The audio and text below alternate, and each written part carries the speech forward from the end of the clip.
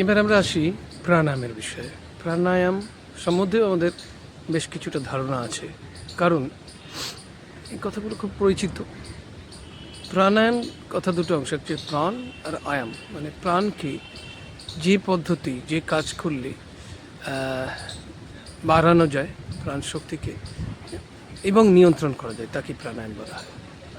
এটা মূলত আমরা শ্বাস প্রশ্বাসকে নিয়ন্ত্রণেই প্রাণায়াম বলা হয়, কারণ শ্বাসের মাধ্যমে আমাদের শরীরে অক্সিজেনেশন বাড়ে এবং শ্বাস যখন আমরা নিঃশ্বাস ছাড়ি তখন তার মাধ্যমে আমাদের শরীর থেকে দূষিত কার্বন ডাইঅক্সাইড বেরিয়ে যাচ্ছে।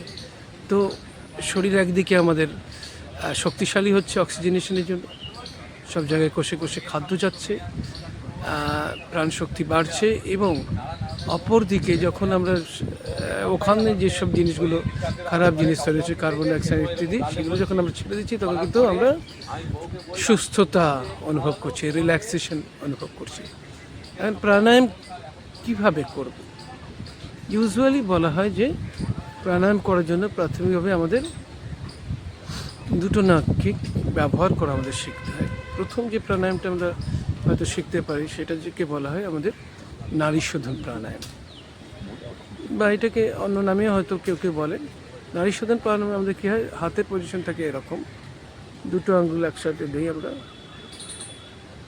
একটা হাতে সে থাকে এরকম হয়ে থাকে, এরকম দুটো আঙ্গুল দুটো নাকের উপর থাকে। বা নাক থেকে আমরা শ্বাস নিই, বা নাক থেকে ছাড়ছি, বা নাক থেকে আমি নিচ্ছি,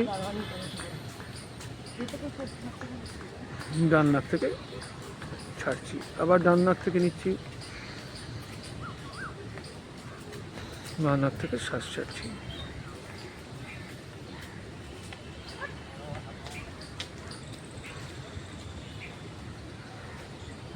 এই যে নাক থেকে শ্বাস ছাড়া এবং শ্বাস ভরা, শ্বাস নেওয়াটাকে বলা হয় পূরক এবং শ্বাস ছাড়াটাকে বলা হয় রেচক। রেচক এবং পূরক, এই দুটো যখন আমরা একসাথে করি তখন এটাকে প্রাণায়াম বলা হয়।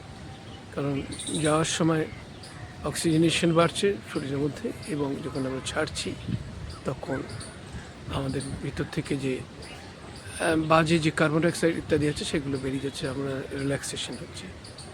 তো এই বিষয়ে যদি বিশদ জানতে চান, আপনারা জয়েন করতে পারেন ওয়ার্কশপ মাইক্রোমাইন্ড ম্যানেজমেন্ট, তার ডিটেলস আপনি পাবেন এর নিচেই দেওয়া রয়েছে এবং ফোন নম্বরও পাবেন।